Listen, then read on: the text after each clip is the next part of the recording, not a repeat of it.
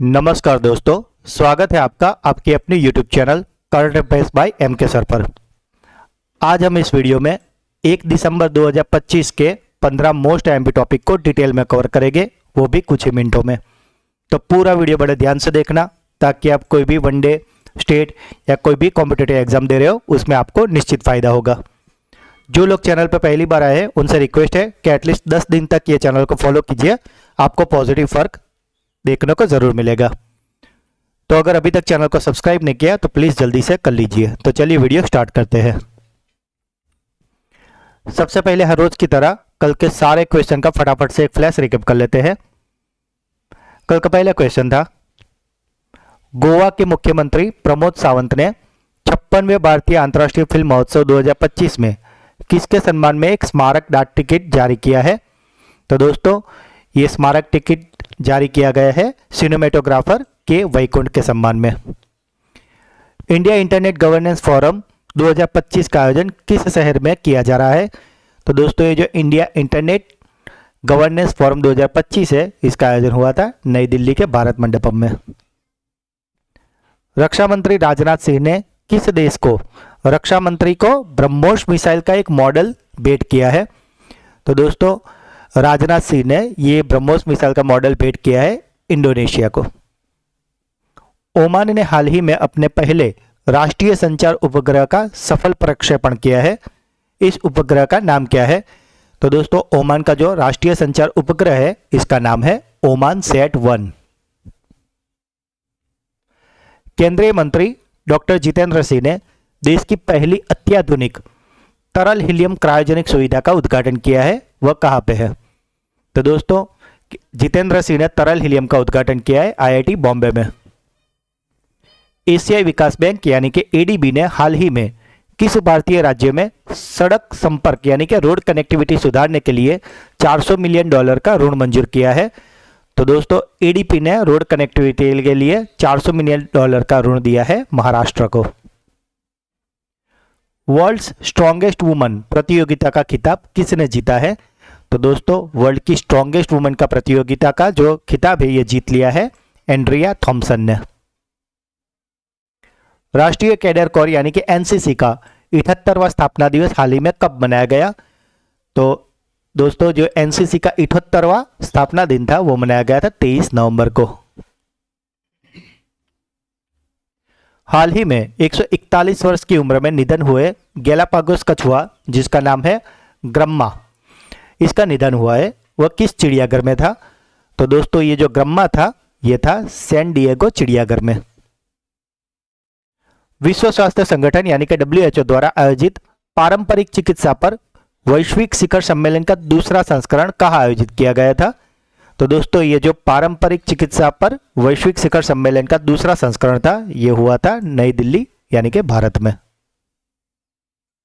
Puma India का नया managing director यानी कि MD किसे नियुक्त किया गया है? तो दोस्तों पूमा इंडिया के मैनेजिंग डायरेक्टर बन गए हैं राम प्रसाद श्रीचरण।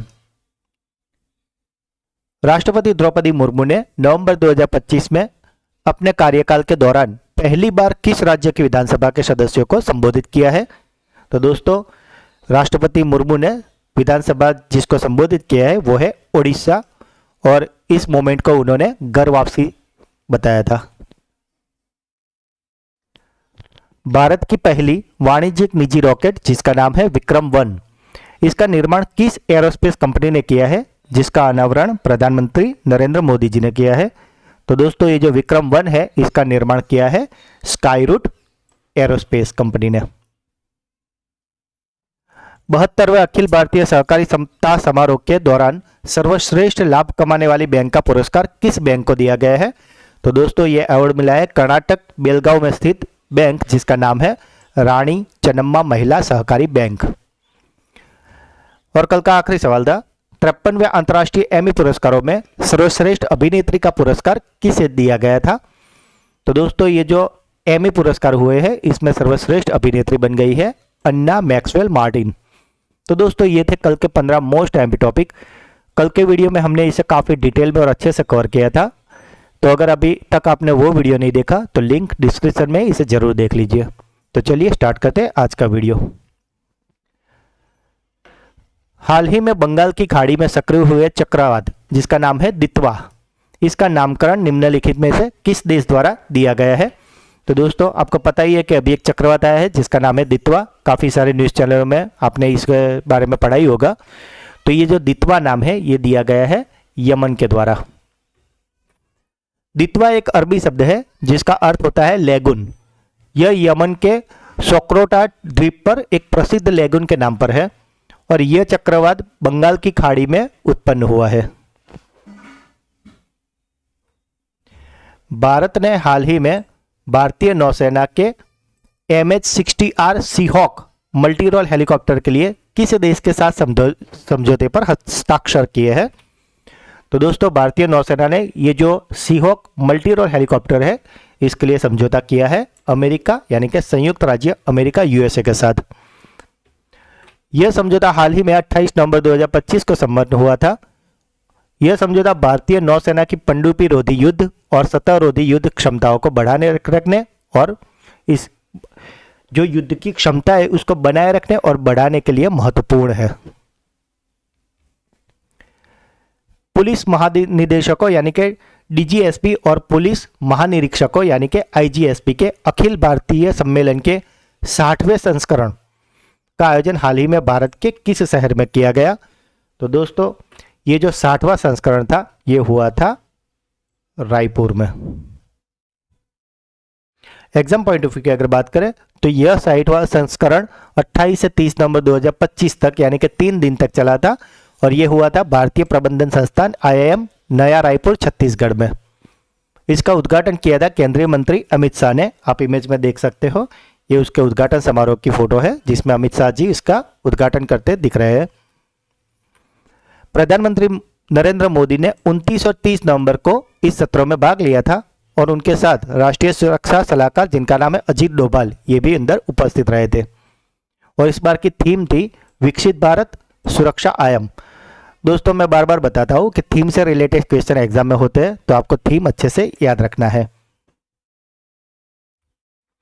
हाल ही में किसने भारतीय क्रिकेट टीम के आधिकारिक कलर पार्टनर के रूप में 3 साल की साझेदारी की है? तो दोस्तों भारतीय क्रिकेट टीम की आधिकारिक कलर पार्टनर बन गई है एशियन पेंट्स। आंध्र प्रदेश सरकार ने हाल ही में 3 नए जिलों के निर्माण को मंजूरी दी है, वो कौन सा है? तो दोस्तों आंध्र प्रदेश सरकार ने जो 3 जिलों को मंजूरी दी है वो है पोलावरम, मार्कापुरम और मदनपल्ले। यानी कि इस सवाल का जवाब आएगा उपरोक्त सभी।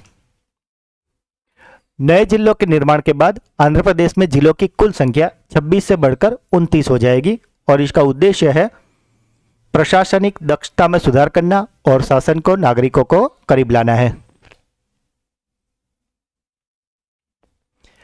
महिला प्रीमियर लीग नीलामी के इतिहास में कौन सी भारतीय खिलाड़ी दूसरी सबसे महंगी खिलाड़ी बन गई है? तो दोस्तों ये जो नीलामी हुई थी इस महिला प्रीमियर लीग में दूसरे नंबर की महंगी खिलाड़ी बन गई है दीप्ति शर्मा। आप ये इमेज में देख रहे हो यही है दीप्ति शर्मा।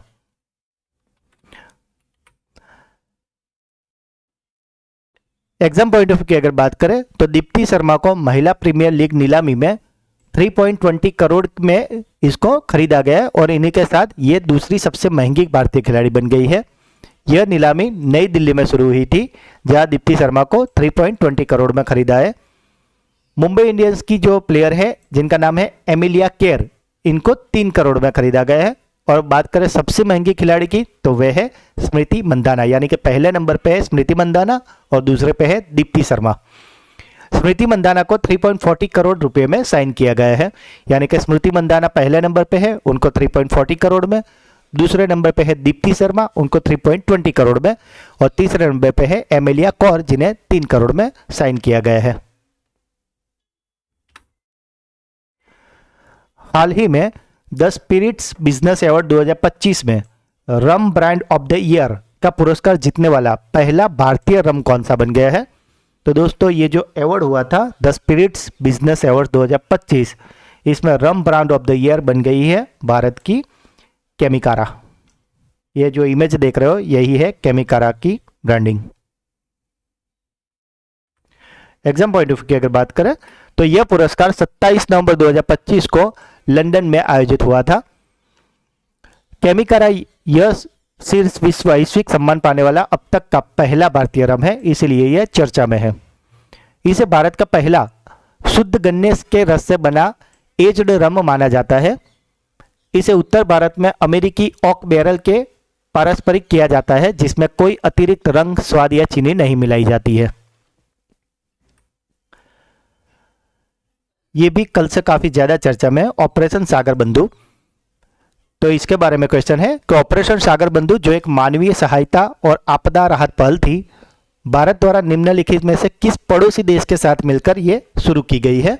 तो दोस्तों, जो ऑपरेशन सागर बंधु मानवीय सहायता है, यह भारत ने भेजी है श्रीलंका को। प्रधानमंत्री नरेंद्र मोदी ने हाल ही में भगवान राम की 77 फुट ऊंची कांस्य प्रतिमा का अनावरण किया है। ये किस जिले में या किस राज्य में है? तो दोस्तों, ये है गोवा में। ये जो आप इमेज देख रहे हैं, यही है भगवान राम जी की 77 फुट ऊंची कांस्य प्रतिमा, जिसका अनावरण नरेंद्र मोदी जी ने हाल ही में गोवा में किया है। एग्जाम पॉइंट ऑफ व्यू की अगर बात करें तो इस 77 फुट कांस्य प्रतिमा को 28 नवंबर 2025 को दक्षिण गोवा जिले के कैनाकोना में श्री संस्थान गोकर्ण पोर्टुगली जीवोत्तम मठ में स्थापित किया गया था। इसे भगवान राम की दुनिया की सबसे ऊंची कांस्य प्रतिमा माना जाता है और इसका उद्देश्य है 550वें वर्षगांठ समारोह जो है, ये मठ में इसको स्थापित किए गए हैं। इस मठ के 550वें वर्षगांठी इसी मौके पर इसे स्थापित किया गया है। और इसके साथ ही प्रधानमंत्री मोदी ने इस परिसर में एक रामायण थीम पार्क का भी उद्घाटन किया है और साथ ही एक स्मारक सिक्का व डाक टिकट भी जारी किया है। एशिया पावर इंडेक्स 2025 में एशिया प्रशांत क्षेत्र में व्यापक शक्ति के मामले में भारत ने कौन सा स्थान हासिल किया है? तो दोस्तों, ये जो एशिया पावर इंडेक्स 2025 है, इसमें भारत ने स्थान हासिल कर लिया है तीसरा। अगर पहले दूसरे नंबर की बात करें तो पहले नंबर पे है यूनाइटेड स्टेट ऑफ अमेरिका, दूसरे पे है चाइना और तीसरे पे आ गया है इंडिया। वैज्ञानिकों द्वारा हाल ही में लगभग 37,000 साल पुराने बांस के जीवाश्म के साक्ष्य भारत के किस राज्य में खोजे गए हैं, जिससे एशिया हिमयुग के दौरान क्षेत्र की जलवायु परिस्थितियों का पता चलता है? तो दोस्तों, ये जो 37,000 साल पुराने बांस के जीवाश्म मिले हैं, ये मिले हैं मणिपुर से। ये जो आप इमेज में देख रहे हैं, यही है 37,000 साल पुराने बांस के जीवाश्म के photos. Exam point of view की अगर बात करें तो यह मणिपुर राज्य के थोबल जिले के नाइंग थोखोंग नामक स्थान पर यह अवशेष एक पीट दलदल से बरामद हुए थे। यह खोज दर्शाती है कि एशिया के अंतिम हिमयुग के चरण के दौरान भी मणिपुर का यह क्षेत्र पौधों के जीवन के लिए एक महत्वपूर्ण स्थली बना रहा था। हिमयुग के दौरान जब दुनिया में कई अन्य हिस्सों में बांस जैसी प्रजातियां गायब हो गई थी, तब यहां उनकी निरंतर उपस्थिति उस क्षेत्र की अनूठी जलवायु और पारिस्थितिक तंत्र का संकेत देती है। सामाजिक सुधार और शिक्षा के क्षेत्र में अपने महत्वपूर्ण योगदान के लिए जाने वाले महात्मा ज्योतिबा फुले, इनकी हाल ही में 135वीं पुण्यतिथि मनाई गई थी। तो वे किस तारीख को मनाई गई थी? तो दोस्तों, महात्मा ज्योतिबा फुले की 135वीं पुण्यतिथि मनाई गई थी 28 नवंबर को। उनका जन्म 11 अप्रैल 1827 को महाराष्ट्र में हुआ था और उन्होंने सत्यशोधक समाज की स्थापना की थी। और उनका उद्देश्य था, सत्यशोधक समाज का मुख्य उद्देश्य निचली जातियों को शोषण से बचाना था और उनमें शिक्षा का प्रसार करना था। अंतर्राष्ट्रीय खगोलीय संघ ने हाल ही में मंगल ग्रह पर स्थित एक प्राचीन क्रेटर का नाम किस पायोनियरिंग भारतीय भूवैज्ञानिक के सम्मान में कृष्णन रखा है? तो दोस्तों, ये जो कृष्णन नाम रखा गया है, ये भूवैज्ञानिक जो थे हमारे, जिनके सम्मान में ये रखा गया है, उनका पूरा नाम था MS कृष्णन। NUDGE यानी कि नज पहल किस करदाताओं में स्वैच्छिक अनुपालन बढ़ाने के उद्देश्य से किया गया है? भारत की किस संस्था से संबंधित है? तो दोस्तों, ये जो नज पहल है, इसे शुरू किया है केंद्रीय प्रत्यक्ष कर बोर्ड यानी कि CBDT, the central board of direct taxes. और इसका उद्देश्य है आयकर रिटर्न में शेड्यूल फॉरेन एसेट्स और फॉरेन सोर्स इनकम की सही रिपोर्टिंग को सुगम बनाना है। ग्रामीण बौद्ध धरोहर के संरक्षण पर अंतर्राष्ट्रीय सम्मेलन का आयोजन कौन कर रहा है? तो दोस्तों ये जो अंतर्राष्ट्रीय सम्मेलन हुआ है ग्रामीण बौद्ध धरोहर के संरक्षण पर, इसका आयोजन किया था आईबीसी ने। यह सम्मेलन 28 नवंबर 2025 को नई दिल्ली में आईबीसी द्वारा आयोजित किया गया था और इसका उद्देश्य था ग्रामीण क्षेत्रों में मौजूद जीवंत बौद्ध विरासत, मौखिक परंपरा और कलाकृतियों का संरक्षण, दस्तावेजीकरण और डिजिटलीकरण करना। तो दोस्तों ये थे आज के 15 मोस्ट एमपी टॉपिक जिसे हमने काफी डिटेल में और अच्छे से कवर किया है। अब बारी है आपकी ब्रेन बूस्टर क्विज की, जिसका आंसर आपको कमेंट करना है। आज का पहला सवाल, हाल ही में बंगाल की खाड़ी में सक्रिय हुए चक्रवात जिसका नाम है दितवा, तो यह दितवा नामकरण किस देश द्वारा किया गया है? प्रधानमंत्री नरेंद्र मोदी ने हाल ही में भगवान राम की 77 फुट ऊंची कांस्य प्रतिमा का अनावरण कहाँ किया है? और आज का आखिरी सवाल, वैज्ञानिकों द्वारा हाल ही में लगभग 37,000 साल पुराने बांस के जीवाश्म के साक्ष्य भारत के किस राज्य में खोजे गए हैं? तो दोस्तों तीनों क्वेश्चन के आंसर आपको कमेंट करने हैं ताकि आप कोई भी वनडे, स्टेट या कोई भी कॉम्पिटिटिव एग्जाम दे रहे हो उसमें आप रहे सबसे आगे। तो दोस्तों अगर वीडियो आपको अच्छा लगा है तो इसे लाइक करें, जो भी क्वेश्चन पूछे गए या अगर आपका कोई डाउट है तो उसे कमेंट करें, वीडियो को ज़्यादा से ज़्यादा अपने सोशल मीडिया अकाउंट पर शेयर करें और अगर अभी तक चैनल को सब्सक्राइब नहीं किया तो प्लीज़ जल्दी से कर लीजिए। तो मिलते हैं अगले वीडियो में, तब तक के लिए पढ़ते रहिए, आगे बढ़ते रहिए। जय हिंद।